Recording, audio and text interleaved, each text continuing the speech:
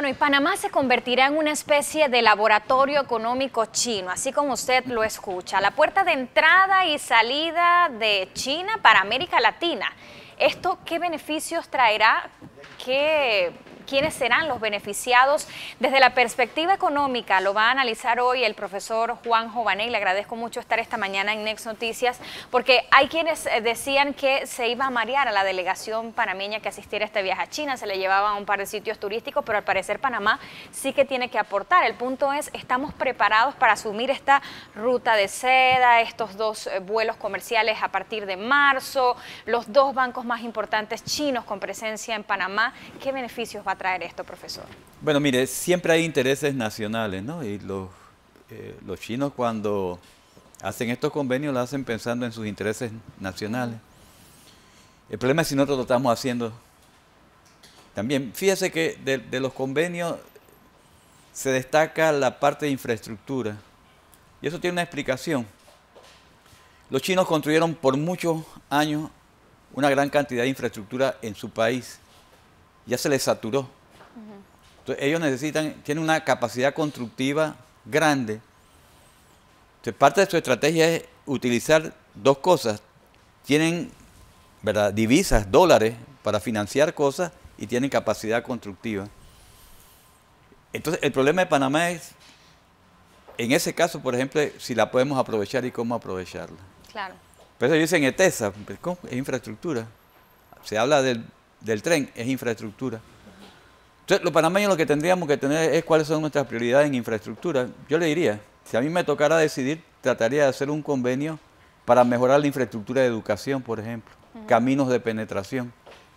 Pero cuando yo veo la delegación, que además creo que fue un error, porque pienso que primero debía haber ido el Estado, el gobierno hace los acuerdos generales y después van los comerciantes y los mercanchifles y todo el mundo a ver qué es lo que hace con el convenio.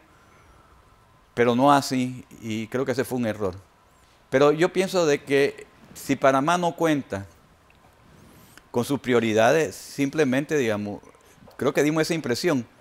Llevamos, lo voy a poner en términos económicos, fuimos con la microeconomía, sin tener el concepto macro de lo que queremos con el país. Probablemente no se esperaba la magnitud con la que China ha acogido a Panamá como un emporio para su economía. Bueno, yo pienso que ese fue un error del gobierno, porque esos convenios no aparecieron por primera vez en China.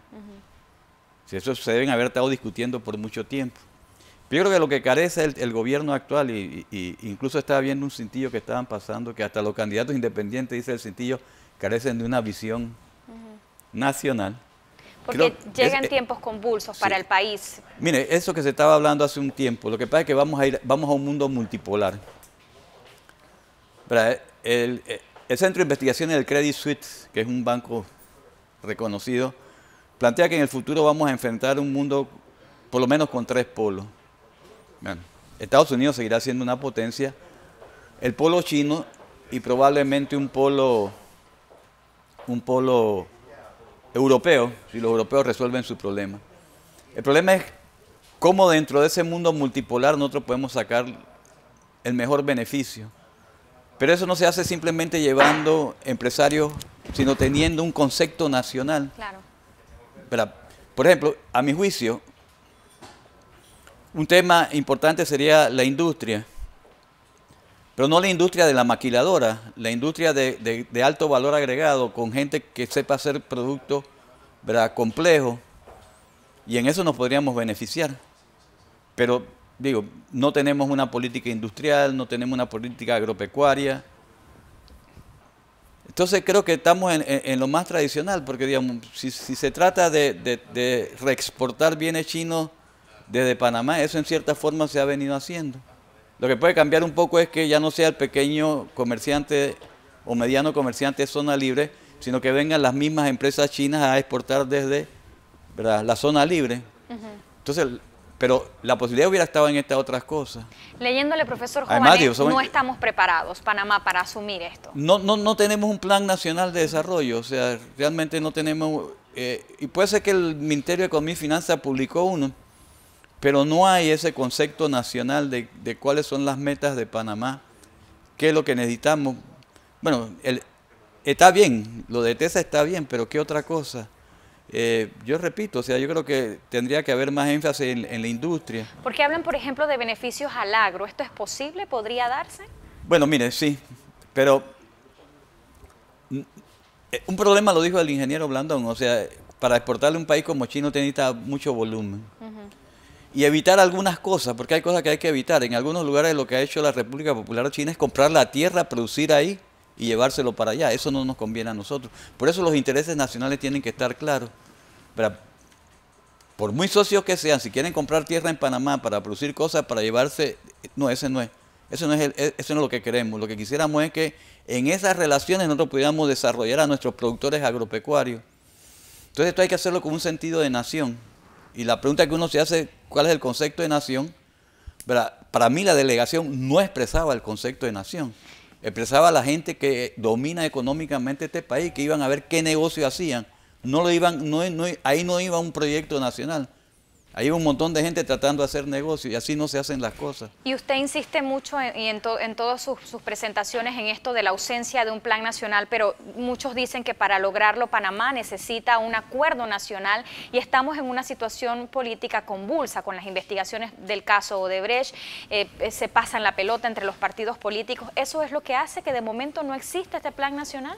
Bueno, cada crisis tiene una posible salida positiva. Mire, yo pienso, si usted me pregunta eso, Lupe, yo le diría lo siguiente. Yo creo que en Panamá, como están las cosas, ya ni siquiera es posible una elección limpia. Porque si usted junta gente que consigue 10 millones para financiarse y manejan todos los fondos del Estado, bueno, yo le voy a decir que ese contexto político no funciona. Entonces, verá, esa es una crisis profunda, pero las crisis profundas llevan a una salida, siempre tienen una salida positiva, y esa es la que nosotros tenemos que buscar.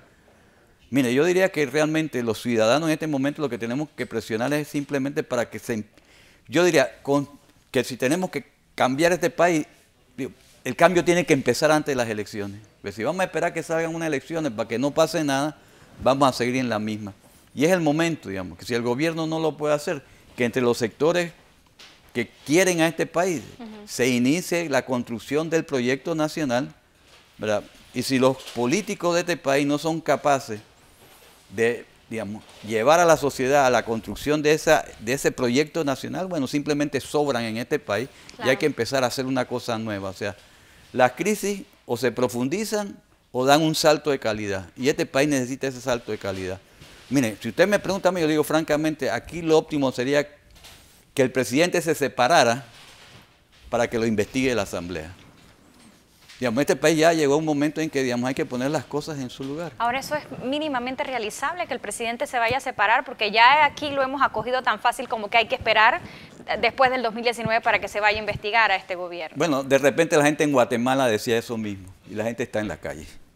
La gente en Honduras probablemente hace algún tiempo decía lo mismo. O sea, realmente lo que tenemos que entender los panameños es que nadie nos va a resolver el problema si nosotros no presionamos, si le dejamos en las manos a los que nos gobiernan, nos han gobernado el país.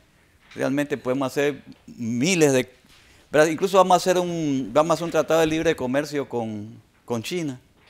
¿Y ¿cómo vamos a hacer ese tratado? Claro. O sea, ¿qué es lo que va a quedar en el tratado?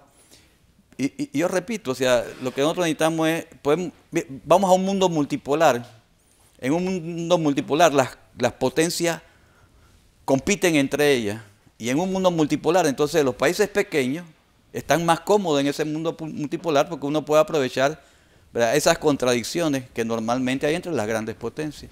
Profesor, no me quiero ir sin consultarle respecto a este tema de China, una de las preocupaciones más latentes que han vertido los panameños, por lo menos a través de redes sociales, y es, uno, nos debe preocupar que se multiplique la presencia china en Panamá tras este acuerdo económico que de hecho viene sugerido por China a Panamá, y si hemos salido de un colonialismo para caer en otro, es la consigna por estos días de algunos panameños en redes sociales. ¿Tiene que preocuparnos esto? Bueno, mire, yo le digo, si vienen turistas, son turistas, vienen y se van. Nosotros no podríamos admitir, por ejemplo, lo que en algunos países se ha intentado de que ellos compran tierra y traen a sus trabajadores. Eso no tiene ningún sentido. Por eso es que necesitamos ese sentido nacional. Aquí hay leyes sociales. Aquí el que viene a trabajar debe trabajar dentro de y no hay que cambiarla. Porque ya se está dando. En Colón hay quejas, por ejemplo, de colonenses que dicen que hay una empresa china trabajando en un puerto y que todos los colaboradores son chinos. Bueno, mire, es un problema del gobierno. sea, no hay ningún convenio que me diga a mí que yo no aplique en mi país mi código de trabajo. Es cuestión de la voluntad de los gobernantes. Si esas cosas están pasando porque tenemos unos gobernantes que simplemente, digamos, están pensando en su bolsillo y no están pensando en más nada. No están pensando en ese interés colectivo que tenemos los panameños. ¿Hay que encender las alarmas de un posible colonialismo o no es ese el escenario? Mire, no por China, pero yo le digo una cosa. Lo cierto es que el país que no cuida su nacionalismo en el mundo globalizado desaparece como país. Y me voy a quedar con esa reflexión final. Profesor Juanjo Bané, gracias por estar con nosotros esta mañana, analizando desde la perspectiva económica esto que se viene con China, señores.